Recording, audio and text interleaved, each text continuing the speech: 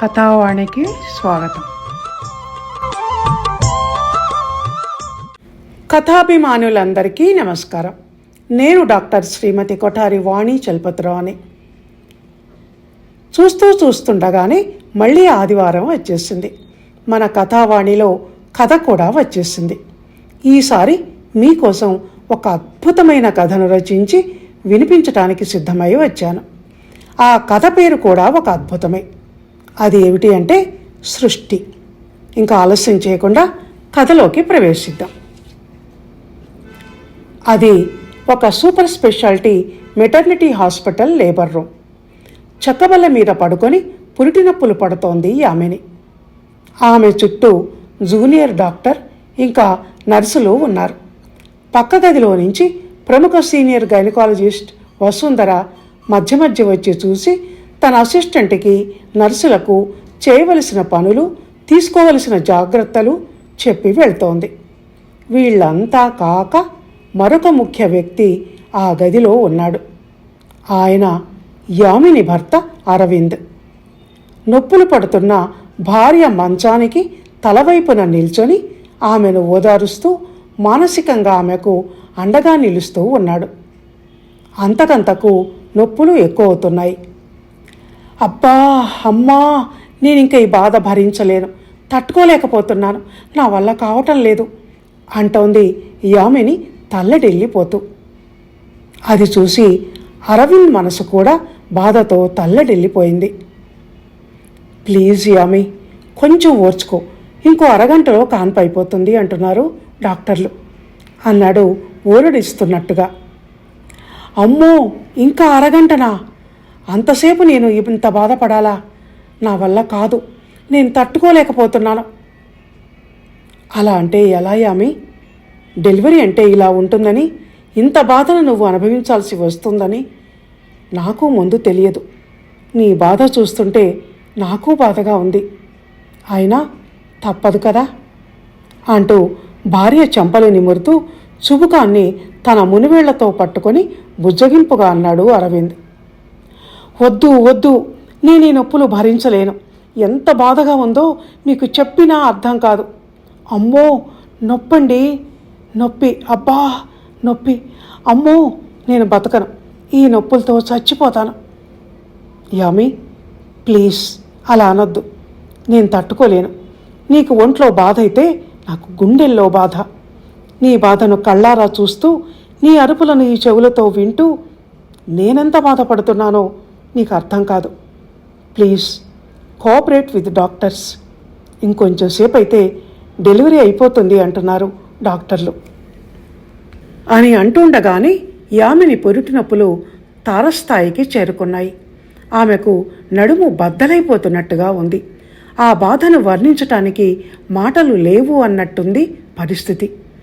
అనుభవించే యామినికే తెలిసే ఆ బాధ, ఈ ప్రపంచంలో దీన్ని మించిన బాధ మరొకటి ఉండదని అనిపిస్తోంది. నరకం కళ్ళ ముందు కనిపిస్తోంది. భరించలేని బాధతో మంచం మీద మనిషి చుమ్మలు చుట్టుకొని పోతోంది. శరీరంలో ఎత్తైన కడుపు తప్ప మనిషి కనిపించటం లేదన్నట్టు తలభాగం ఎక్కడో కిందికి, కాళ్ళు మరెక్కడో మరింత కిందికి వాలిపోయి ఉన్నాయి. వెంట వెంట పెద్ద పెద్ద నొప్పులు రావటంతో నొప్పికి మధ్య ఊపిరి తీసుకోవటానికి కూడా టైం సరిపోవటం లేదు. దాంతో నోటి నుంచి ఎగశ్వాస దిగశ్వాసకు సంబంధించిన వింత వింత శబ్దాలు, ధ్వనులు, కేకలు, అరుపులు, అక్కడంతా గుండెను పిండేసేటంతటి వింత పరిస్థితి నెలకొని ఉంది. అదంతా చూస్తూ ఆశ్చర్యపోతున్నాడు అరవింద్. సృష్టి కార్యం తల్లికి ఇంత బాధాకరమైందా? మనిషి నుంచి మనిషి పుట్టుక అంటే ఇలా ఉంటుందా అని అనుకుంటూ వెనుక నుంచి యామిని 2 చేతులు పట్టుకొని దడదడలాడే గుండెతో నిల్చుని ఉన్నాడు. భయంతో కాళ్ళు వణుకుతున్నాయి. స్త్రీకి ప్రసూతి అంటే మరణ సదృశ్యం. బతికి బయటపడితే పునర్జన్మ అంటారు. ఇందుకే కాబోలు ఒక్క స్త్రీ ప్రకృతి నుంచి మనిషి బయటకు రావడం అంటే ఎంత కష్టమో కదా. బిడ్డ కోసం ఎంత త్యాగం చేస్తుంది తల్లి. భరించలేని నొప్పిని భరించటమే కాక తన ప్రాణాలను బిడ్డ కోసం పణంగా పెడుతుంది అని అనుకుంటూ ఉండగా, యాండి అంటూ గట్టిగా కేక పెట్టింది యామిని. ఆ కేకకు అదిరిపడ్డాడు అరవింద్. యామి అన్నాడు ఆమె ముఖం మీదికి వంగుతూ. ఈ బాధ అంతకంతకు ఎక్కువవుతోందండి. నేను ఇంకా భరించలేను. నా గొంతు పొడారిపోతోంది. నాకు ఊపిరి అందటం లేదు. నాకు ఆపరేషన్ చేయమని చెప్పండి డాక్టర్కి అంది ఆమెని ఆయాసపడుతూ. అది చూసి ఒక నర్సు చిన్న గ్లాసుతో మంచినీళ్లు తెచ్చి అరవింద్ చేతికి అందించింది సాయిగ చేస్తూ. కుడి చేతి మునివేళ్లతో యామిని నుదుటి మీది వెంట్రుకలను సవరిస్తూ కర్చీఫ్తో చెమట తుడుస్తున్న అరవింద్ ఆ గ్లాసులోని నీళ్లు ఒక్కొక్క చుక్కగా తెరిచిన భార్య గొంతులో పోశాడు. అలా పోస్తూనే, యామి, నిన్ను చూస్తున్నది ఒక సీనియర్ గైనకాలజిస్ట్. ఎంతో అవసరమైతే తప్ప అనవసరంగా సిజేరియన్ చేయకూడదని అంటున్నారు. ఇంకొంచెం ఓపిక పడితే డెలివరీ అయిపోతుందని అంటున్నారు అని అనగానే, అయ్యో ఎలా అండి, ఇప్పుడే నేను ఈ బాధను భరించలేకపోతున్నాను, ఇలా ఎంతసేపు అంటూ బొటబొట కన్నీళ్లు కారుస్తున్న భార్యను చూసి చెలించిపోయాడు అరవింద్. పిల్లల్ని కనటం నా భార్యకి ఇంత బాధాకరమైన విషయం అని తెలిస్తే అసలు పిల్లలే పుట్టకుండా జాగ్రత్తలు తీసుకునేవాణ్ణి అనుకున్నాడు అరవింద్ వర్ణించశక్యంగాని వేదనతో. శ్మశాన వైరాగ్యం మనసును ఆవరించగా శారీరక వేదన ఒకవైపు, మానసిక వేదన మరొక వైపు. ఏది భరించటం కష్టం అంటే సమాధానం చెప్పటం కూడా కష్టమే. ఎవరి వేదన వారిది. లేబర్ రూమ్ బయట చక్కబల్ల మీద పక్కపక్కన కూర్చున్న వియ్యపురాళ్ళిద్దరి మనసులో లేదు. ఒకరు అరవింద్ తల్లి శాంతమ్మ అయితే మరొకరు యామిని తల్లి సుశీలమ్మ. లోపల పిల్ల ఎంత బాధపడుతోందో వదినగారు. వెళ్ళి చూద్దామన్నా వీలు లేకుండా నన్ను ఇక్కడే కూర్చోమన్నారు డాక్టర్ అమ్మగారు. ఇదేం చోద్యమో, బిడ్డ పురిటి నొప్పులు పడుతుంటే తల్లి దగ్గరకు రావద్దు అనటం. మన రోజుల్లో ఇలాగే ఉందా? నేను మొదటి కాన్పుకు నొప్పులు పడుతుంటే నా తల పక్కన స్టూలు వేసుకొని కూర్చొని మా అమ్మ నన్ను ఎంత ఓదార్చిందని. కొంచెం ఓర్చుకో తల్లి, మన ఆడవాళ్లకు ఈ బాధ తప్పదు, ఆడపుటక పుట్టాక అంటూ నా తలని మురుతూ నొప్పి వచ్చి నేను బాధపడుతున్నప్పుడల్లా నా ముఖాన్ని తన గుండెలకు హత్తుకుంది అంటూ చెప్పుకపోతోంది సుశీలమ్మ. నిజమే వదిన గారు, నాకు ఈ అరవింద్ గాడు పుట్టినప్పుడు కాన్పు కష్టమై బతకనేనే అనుకున్నారట అందరూ. అప్పుడు మా అమ్మ ఎంతగా ఏడ్చిందో, ఎంత కంగారు పడిపోయిందో నాకు ఇప్పటికీ గుర్తుంది అంది శాంతమ్మ. తల్లి మనసు అంటే అంతే కదా వదిన గారు. అంత కష్టపడి కంటాం గనుకనే మనకు పిల్లలంటే అంత ప్రేమ. కానీ ఈ ఆధునిక కాలంలో అప్పటి పద్ధతులన్నీ మారిపోయాయండి. ఈ హాస్పిటల్లో డెలివరీస్ వచ్చినప్పటి నుంచి విదేశీ పద్ధతులు ఇక్కడ కూడా వచ్చేశాయి. అక్కడ ఇంతే. కన్న తల్లిని దూరంగా ఉండమని మొగుణ్ణి పురిటి గదిలోకి భార్య నొప్పులు పడుతుంటే దగ్గర ఉండటానికి పిలుస్తున్నారు. మన రోజుల్లో మగవాళ్లను పురిటి గదిలోకి అడుగు పెట్టనిచ్చేవారటండి అసలు. పెళ్ళాం పురిటి నొప్పులు గదిలో పడుతుంటే మొగుడు కాలుగాలిన పిల్లిలా గది బయట తిరిగేవాడు. అది చూసి అమ్మలక్కలు పెళ్ళాం లోపల నొప్పులు పడుతుంటే మొగుడు బయట నొప్పులు పడుతున్నాడు అని ఆట పట్టించేవాళ్ళు అని శాంతమ్మ అంటుంటే సుశీలమ్మ మధ్యలో అందుకుంటూ, అప్పటి సంగతి మీరు చెప్తోంది, ఈ మధ్యకాలంలో సంగతి అంతకన్నా కొంచెం వెనక్కు వెళ్తే పెళ్ళాం డజను సార్లు పురిటి గదిలో పురుడు పోసుకున్నా మొగుడు తొంగి చూసేవాడు కూడా కాదు. 11 రోజులై పురుడు వెళ్ళిపోయేదాకా. పెళ్ళాలకు కడుపులు చేసిపోవటం తప్ప ఆమె ఆ పిల్లల్ని కనటానికి ఎంత కష్టపడుతోంది, పురిటి నొప్పులు ఎంత బాధాకరం అన్న విషయాలేవి వాళ్లకు తెలిసేవి కాదు. బాధ, కష్టం అన్నీ ఒక్కరివే, తల్లివి అంది. అందుకే ఇప్పుడు ఈ పద్ధతి పెట్టారు. భార్య పిల్లను కంటున్నప్పుడు భర్త పక్కనే ఉండాలి అని. లేకుంటే ఆ కష్టం ఎలా తెలుస్తుంది? గాలికి కొట్టుకొచ్చారు పిల్లలు అవలీలగా అన్నట్టుంటుంది వాళ్ళకి. విదేశాలలో అయితే పిల్లలకు బాటిల్ పట్టడం, డైపర్స్ మార్చటం వంటి పనులలో కూడా ముందుగానే తర్ఫీదు ఇస్తారట. కాబోయే తల్లులతో పాటు తండ్రులకు కూడా. ఒక విధంగా ఆలోచిస్తే అదే నయమనిపిస్తోంది. ఆ పద్ధతే బాగుందని అనిపిస్తుంది నాకు వదిన గారు. అలా చేస్తేనే బాధ్యత తెలుస్తుంది మగవాళ్లకు. పిల్లల మీద ప్రేమ కూడా అలాగే పుడుతుంది అంది శాంతమ్మ. వాళ్ళలా మాట్లాడుకుంటూ ఉండగా లేబర్ రూమ్ తలుపు తెరుచుకొని ఒక నర్సు బయటికి వచ్చింది. చటుక్కున కూర్చున్న చోటు నుంచి లేచిన సుశీలమ్మ పెద్ద పెద్ద అంగళ్ళతో ఆమె దగ్గరకు వెళ్ళి, ఎలా ఉందమ్మా మా అమ్మాయికి అని అడిగింది. అంతా బాగానే ఉంది, ఇంకొంచెం సేపటికి కాన్పు అవుతుంది అని సమాధానం చెప్పింది నర్సు. బాగా కష్టపడుతోందమ్మా మా అమ్మాయి అని అడిగింది తల్లి ప్రేమతో సుశీలమ్మ. సమాధానంగా చిరునవ్వు నవ్వి లోపలికి వెళ్ళిపోయింది నర్సు. దేహం ఓ దేవాలయం అన్న మాటలు స్త్రీ ప్రకృతికి సరిగ్గా సరిపోతాయేమో అని అనిపిస్తుంది ఆలోచిస్తుంటే.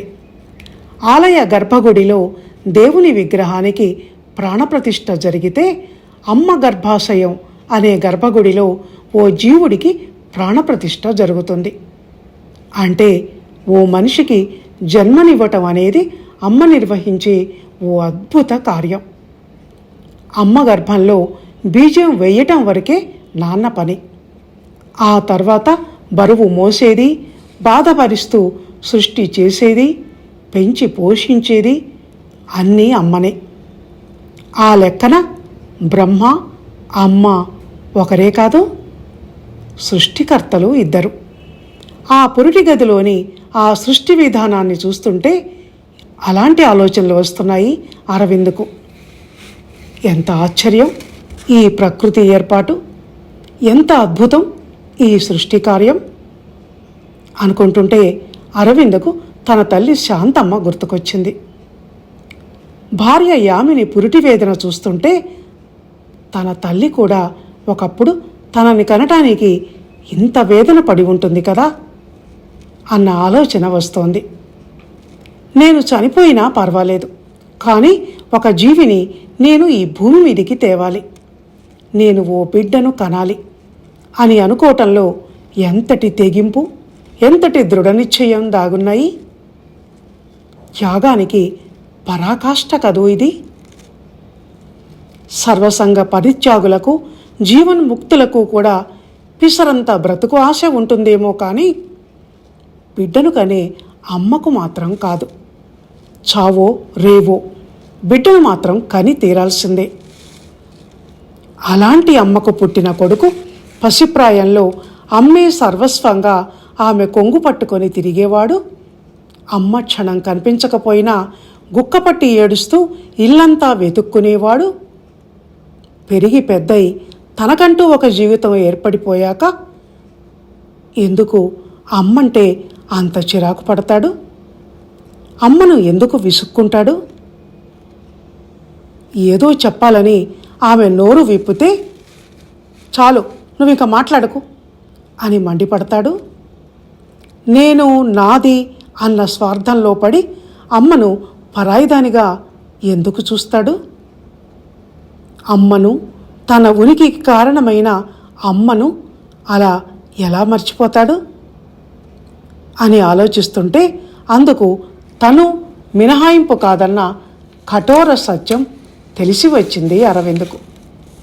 మనసు అద్దంలో తనను తాను చూసుకుంటుంటే తన మీద తనకే అసహ్యం పుట్టింది. అమ్మా, ఎందుకు ఎప్పుడూ అలా నష్టపెడుతుంటావు? నీ హితోక్తులు ఎవరికి కావాలి? కామ్గా ఉండలేవా? ప్రతి విషయంలోనూ పెత్తనం చేయబోతావెందుకు? నిన్ను చూస్తే నాకు చిరాకు పుడుతుంది. ఇంకా నిన్ను భరించటం నా వల్ల కాదు. మనశ్శాంతిగా బతకనివ్వవా మమ్మల్ని? ఇలా ఒకటా రెండా నిత్యం అమ్మని ఇలా ఎన్ని మాటలు అన్నాడు తను. అయినా పన్నెత్తి ఒక్క మాట కూడా అనలేదు అమ్మ. అదోలా నవ్వి ఊరుకుంది. తన మాటలకు సమాధానంగా కాలాన్ని బట్టి మారాలి అని ఎప్పటికప్పుడు అనుకుంటూనే ఉంటాను. కానీ మనసు సహకరించదు. అదేంటో ఈ తాపత్రయాలు ఈ కంఠంలో ప్రాణం ఉన్నంత వరకు అలాగే ఉంటాయేమో అని తనని తను అనుకుందే కానీ కొడుకునైన తనను ఏనాడు ఒక్క మాట అనలేదు అని అనుకుంటుంటే గుండె పట్టేసినట్టయింది అరవింద్కు. ఇంతలో అమ్మా అన్న పెద్ద కేక యామిని గొంతులో నుంచి రావటంతో ఉలిక్కిపడ్డట్టయి ఈ లోకంలోకి, పురిటి గది అనే ఆ బ్రహ్మలోకంలోకి వచ్చి పడ్డాడు అరవింద్. నొప్పులు తీవ్రమవటంతో గట్టిగట్టిగా కేకలు పెడుతోంది యామిని. మధ్య మధ్య అరవింద్ అరవింద్ అని అరుస్తోంది. దాంతో దుఃఖం ఆగలేదు అరవింద్కు. తన 2 చేతులతో భార్య చేతులను గట్టిగా పట్టుకుంటూ ఆమె తలను తన పొట్టకు హత్తుకుంటూ, యామిని ప్లీజ్ అలా అరవకు, నాకు భయం వేస్తోంది, కొంచెం ఓపిక పట్టు, డాక్టర్కి సహకరించు ప్లీజ్, ఆవిడ ఎలా చెప్తే అలా చెయ్యి అంటూనే బొటబొట కన్నీళ్లు కారుస్తున్నాడు అరవింద్. బోన భోంతరాలు దద్దరిల్లేలా ఒక పెద్ద కేక పెట్టింది యామిని. అక్కడ ఒక సృష్టి కార్యం జరగబోతోంది అనటానికి గుర్తుగా. ఆ విషయాన్ని ప్రపంచానికి అంతటికీ వినిపిస్తున్న దానిలా. అయింది, సృష్టి అయింది. ఒక జీవి ఈ భూమి మీదకు వచ్చింది. క్యార్ క్యార్ మన్న ఏడుపుతో. ఆడపిల్ల అంది నర్సు చిరునవ్వుతో. భవిష్యత్తులో మరో జీవికి జన్మనివ్వటానికి మరో ఆడపిల్ల ఈ భూమి మీద పడింది. తనకి ఇంతటి వేదన తప్పదు కదా అనుకున్నాడు అరవింద్. ఇంకా ఆ పురిటి గదికి సంబంధించిన ట్రాన్స్లోనే ఉన్నవాడిలా. ఆ తర్వాత వెంటనే ఏదో గుర్తుకొచ్చినట్టు ఒక్క ఉదుటున లేబర్ రూమ్ నుంచి బయటకు పెద్ద పెద్ద అంగలతో వెళ్ళాడు. తనకు కూతురు పుట్టిందన్న వార్తను అమ్మకు చెప్పాలన్న ఆరాటంతో కాదు, తన అమ్మను కళ్ళారా చూసుకోవాలని అనిపించి అలా చేశాడు. నిండైన విగ్రహంతో ఎదుట తల్లి కనిపించగానే అమ్మా అంటూ వెళ్ళి అమాంతం ఆమెను కౌగిలించుకొని, నన్ను నువ్వు ఇలాగే కన్నావు కదమ్మా, ఎంత కష్టపడ్డావమ్మా, ఎలా నీ రుణం తీర్చుకోను నేను అని బయటకే అంటున్నానని అనుకున్నాడు. కానీ ఆ మాటలు అతని మనసుకు మాత్రమే వినిపించాయి. పెద్దవాడైన దగ్గర నుంచి తనకు దూరంగా ఉంటున్న కొడుకు అరవింద్ అప్పటి ఆ చర్యకు ఆశ్చర్యపోయింది శాంతమ్మ. కూతురు పుట్టిన ఆనందం అది అని అనుకొని, కంగ్రాచులేషన్స్ నాన్న అంది. ఆ ఇద్దరు ఆడవాళ్ళు పురిటి గదిలోకి వెళ్ళారు. తల్లి ఎదురు రొమ్ము మీద బోర్లా పడుకొని ఉన్న మనవరాలిని మురిపెంగా చూసుకున్నారు అమ్మమ్మ బామ్మ. అంతవరకు అంతటి బాధను అనుభవించిన యామినికి తల్లిని చూడగానే కనుకొలుకుల్లో కన్నీళ్లు నిలిచాయి. అమ్మా, నన్ను కనటానికి ఒకప్పుడు నువ్వు ఇంత కష్టపడ్డావా అమ్మా అన్న భావం ఆ కళ్ళల్లో తొణికిసలాడింది. ఒక అనుభవం మన ఆలోచన విధానాన్ని మార్చేస్తుంది అంటే ఇదేనేమో. మన పుట్టుక గురించి మనకు తెలియకుండానే ఈ భూమి మీదికి వస్తాం. వచ్చి పెరిగి పెద్దయ్యాకైనా ఆ విషయం తెలుసుకునే ప్రయత్నం చెయ్యం, చేసినా స్పందించం. అంతటి భావశూన్యత మన మనసుల్లో, ఇంకా చాలామంది మనసుల్లో. పురుడు గురించి పుట్టుక గురించి తెలిస్తే మనకు అమ్మంటే ఏమిటో తెలుస్తుంది. ఆడవాళ్ల కన్నా ప్రకృతి సిద్ధంగా పురుడు గురించిన అవగాహన కొంత ఉంటుందేమో కానీ పురిటి గది ఛాయలకు కూడా రానివ్వకుండా మగవాళ్లను దూరంగా పెట్టడంతో వాళ్లకు ఒక శిశువును కనటానికి తల్లి ఎంత వేదన పడుతుంది అన్న విషయం బొత్తిగా తెలియకుండా పోయింది. అది గోప్యంగా ఉంచాల్సిన విషయం అన్న మన వాళ్ళ భావనే తన పుట్టుక గురించే తనకు తెలియని అజ్ఞాన స్థితికి పురుషులను చేర్చింది. కానీ వాళ్లకు స్త్రీ కష్టం సుఖం తెలియాలి. ఈ సృష్టి కార్యంలో భాగస్వాములైనందుకు వాళ్లకు ఆమె బాధలో వేదనలో భాగం ఉండాలి. పిల్లల్ని కనటం ఎలాగూ వాళ్ళ పని కాదు. కనీసం పిల్లల పుట్టుకను గురించి అవగాహన కూడా వాళ్ళకు లేకుంటే ఎలా? దాని మూలంగానే కదా ఇంతటి బాధ్యతారాహిత్యం.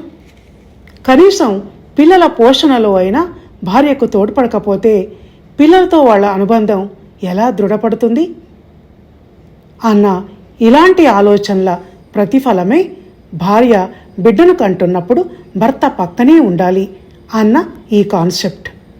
అది విదేశాల్లో మొదట ప్రారంభమైంది. ఇప్పుడు మన దేశానికి వచ్చింది. దాంతో ఒక్క ఆలోచన పాత పద్ధతిని మార్చేసి కొత్త విషయానికి ప్రోధి చేసింది. మంచిదే. కాలంతో పాటు ఆలోచన విధానం కూడా మారాలి.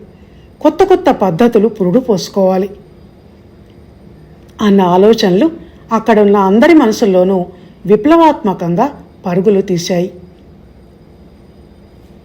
ఇదండి సృష్టి కథ. విన్నారు కదా. ఈ కథ కనుక మీకు నచ్చినట్టయితే లైక్ చేయండి, షేర్ చేయండి, కామెంట్ చేయండి. ఇంతవరకు ఆలోచనాత్మకమైన భావావేశపూరితమైన మనసులతో ఈ కథను విన్న మీ అందరికీ అనేక ధన్యవాదాలు. మరో మంచి కథతో మళ్ళీ వచ్చే ఆదివారం కలుసుకుందాం. అందాక సెలవు.